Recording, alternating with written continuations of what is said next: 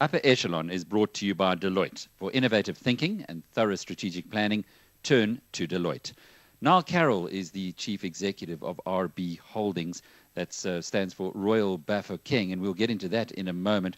Now, just your roots are clearly, being Niall, not Neil, means that you're Irish. Well, I'm first generation South African, born in Cape Town and schooled and bred in Cape Town. So I'm proudly South African. But very strong Irish heritage. Of course, if you were an American, you'd be an Irish American, as they would put it, huh? Well, absolutely. I mean, I always joke and say to my parents that actually, if the boat had turned, to the right instead of heading south, I would have had a chance of becoming president of the US. But probably that job description is beyond me in South Africa in 2011. Well, we're happy to be here, though, and certainly the contribution that you're making to this society has been quite unbelievable. We'll get into that in a while. It didn't stand out that way, though. You went almost a traditional route, a university at UCT, did a BCom, became a chartered accountant, doing your articles at Deloitte. What got you onto that path? I'm afraid it was again one of these default options. I suppose, like many boys of 17 or 18, I didn't really know what I wanted to do. In fact, if I had a choice, I probably would have become a professional trombonist. That was actually my real love. And so you're a musician? Well, a former musician, I suppose. And it was, I suppose, really an issue of trying to do something which I felt would probably be more lucrative from a financial point of view. I'd put myself through university playing in many of the professional orchestras in Cape Town. And I always felt I wanted music to be a love rather than a job. And I think the life of a professional musician is actually quite a tough one. Yeah, it certainly is. Now, are you from a musical background? No, not really. No. I was at school at Bishop's. They had a very good brass band, and I started music through that, and through that continued to play brass instruments, and did various music qualifications while I was at school and after school on the trombone. Still play it today? No, I'm afraid I don't. Although my son, who's now 9, has started to play the trumpet, so I'm starting to get back into it slowly. But it's a bit like being a runner when you're young. Somehow when you're in your 40s, the brain still thinks it can do it, but the body somehow doesn't quite remember how to do it. Just know that. But it was then off to Deutsche Bank, where you spent 12 years. And I guess for many, being the managing director of Deutsche Securities here in South Africa, would have thought that was a glittering future for you within the big international empire. What changed your mind? Why did you decide not to do that?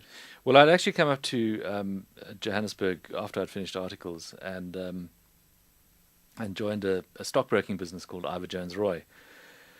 And apart from music, I suppose my other love was writing. And I couldn't believe my luck when I managed to find a job which effectively paid me to write about companies. And I joined as a junior equity analyst, working with people like Ivor Jones, Ted Woods, and Murray Winkler, and really enjoyed it. I was an equity analyst for probably 8 years, and during that process, we sold the business to Deutsche Bank. So I suppose I really didn't start at Deutsche Bank. I started at an equity broking business, which then we sold into Deutsche Bank. I was on the industrial side of the research. I then moved over to the mining side for a number of years. And then in 1999, moved across to run their corporate finance, their advisory business. So I moved from the research side to the corporate side. Ivor Jones is a big name for those of us who've got a few grey hair. Do you keep in touch with him still? We see him occasionally. I mean, I have to say, I think he was undoubtedly, I think, one of the doyens and the great figures, I think, of South African stockbroking in the 70s, 80s, and probably early 90s. He's still very active in the market. He still manages his own money as well as money for family and friends, and he's been a great success and was a great inspiration to me. Now the move to Royal Bafokeng, they came in 2004, 10 years after democracy. Also, and perhaps before we go there, you also had a bit of heat on you during your time at Deutsche, the Rand Commission, which has now almost confined to the history books or to most people's history. You were one of the guys in the firing line there. Yeah, and that certainly it's one thing to say that one actually had a commission of inquiry named after one during one's job. I suppose I was I was one of the senior executives who was involved in that, and I fronted up, I suppose, to a certain extent, explaining the bank's position on this, because I think some of my other colleagues were more directly involved and obviously were subject to the commission's investigation and so on. So it was felt probably appropriate that somebody slightly more removed from that process should be involved. So I was for a period having to defend I think the actions of the bank and try and really explain in terms that I think were simple and readily understood what had actually happened there. It's a challenge, I guess, that is throughout the economy today, where we have all kinds of debates and ideas which some would say are economically naive. But back then, it certainly was on the headlines all over the time. We had Kevin Wakeford, the former SACOB chief executive, claiming that all kinds of scurrilous activities had gone on behind the scenes. Do you feel that you came out of that with a clean reputation? Well, I think like all these things, I think, big, ugly multinational banks are kind of an easy target. And, I think we understood and had sympathy for the fact that at the time, the rand was under extreme pressure, and there's always a need to blame somebody. I think Kevin Wakeford's accusations, I think, were completely unfounded. The transactions that we had been involved in had taken place many months prior to the collapse in the currency, which you recall happened, I think, over the December period in that year, 2001. Yeah. And really had nothing to do with the transactions that which were complicated asset swap transactions that took place then, which had taken place many months previously. So there was clearly no link between the two. But the reality is that there's always, when mud is flying around, I think there was always a bit of mud that was going to stick. You seem to learn quite a lot from that now, because you've kept a very low profile subsequent to that exercise, and even though you're running an enormous operation today. Well, I think our view on this is that we are a community investment company, so I suppose to a certain extent I'm the hired help. I was brought in by the King to set up a diversified portfolio, non-mining portfolio. And I think I've always felt that we are very much part of a collective. I might be the CEO of the business, but I have a team around me. I couldn't do it without them. Otherwise, I probably would. But we're running, as you say, a fairly large and complex business, and we're very much part of a team. Interesting board of directors that you have, apart from the King, a number of chartered accountants. You seem to flock together. Well, I suppose. We, as an investment company, I suppose ultimately the value that we can add or not, as the case may be, is determined by, to a certain extent, a core set of financial skills. So I think it's appropriate that we have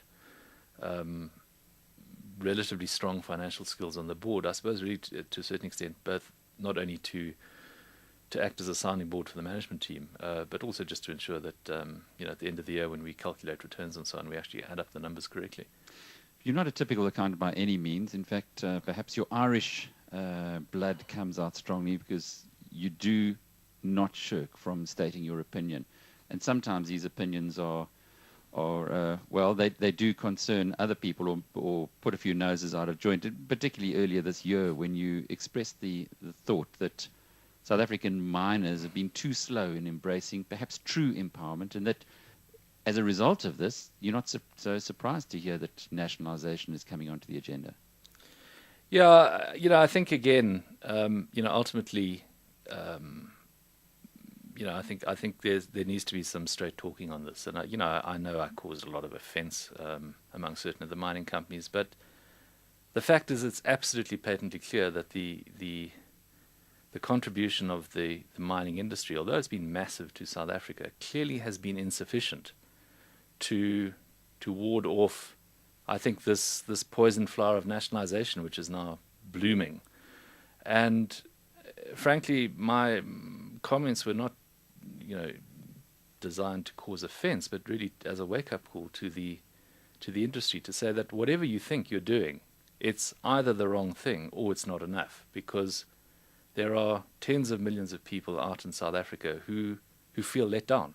They feel let down by the mining industry, and this is the result. We're now into a very emotionally charged and politicized debate, which is not going to go away. It might be a misguided solution, but the fundamental problem is that there is a fundamental disconnect between the perceptions of the mining industry and what they believe that they have contributed to the country, and the views of many millions of people who feel that actually they've been let down by this industry. Doesn't it stretch wider than mining into business itself? I think that's correct. I mean, I think this is a much wider issue, which I think is endemic to South African business. But I think mining perhaps was at the forefront. I think it's been a very emotive industry. And of course, I think there were high expectations that things like the mining charter would make a fundamental difference. And I suppose, as one of many affected communities, I think we were able to point to our own experiences, well-resourced and organized as we are, to say that even the Bafokeng are struggling to make headway here. And if it applies to us, what about all those other communities who perhaps are less organized or have less resources than we? How do they make headway with these major multinational mining companies? Well, there's no doubt that you're well-resourced, and it shows in the numbers. Incredible returns, and unfortunately we haven't got time to go into your investment strategy, but just for the record, 5-year compound return of 32% on your investments as against the JSE's 15%. That's Warren Buffett type of, even better than Buffett, and a dividend last year of 653 million. But now, why do you think that other communities, and you can point fingers just about everywhere, the Bafokeng being one of the most obvious big losers, have not learned from the Bafokeng? Well, I think, firstly, I think it would be dangerous to, extrapolate the Bafokeng's own situation, I think, to other communities. So I think, one has to be careful to say that, the Bafokeng have cracked the secret. But I would say that there are perhaps a couple of things that I would point to as a manager, which I think have made my job easier. And the first is that ultimately I think the organization and the value system of the Bafokeng is very strong. I mean, this is a value system that has been developed over many hundreds of years. It's very much premised on the importance of the collective over the individual. It's premised on being able to take long-term views, so that decisions taken today will have an impact on children and grandchildren and great-grandchildren, which for a community which really still, hasn't very much. I mean, we collectively the resource base is there, but there are a lot of very poor people living under very difficult circumstances within the Bafokeng. And the fact that they are able to take these very long-term views, to me, is enormously humbling, and it's very inspiring. There isn't this rush to short-termism that I think infects, so much of the debate in South Africa today. And the governance works. It's pretty chaotic at times. It's very messy, as I think many of these processes are. But fundamentally, I think people coalesce around values and a system of governance that they respect and that they feel has added value to those. Now that, I think, just in and of itself is an enormous advantage for any collective, I think, trying to better itself and to haul itself up by its bootstraps. And a role model for others around the world, the Royal Bafokeng Holdings is dedicated to create the world's best community-based investment company. And with Niall Carrol at the head, well, who's to deny that they're going to achieve it? Niall Carrol is the Chief Executive of Royal Bafokeng Holdings.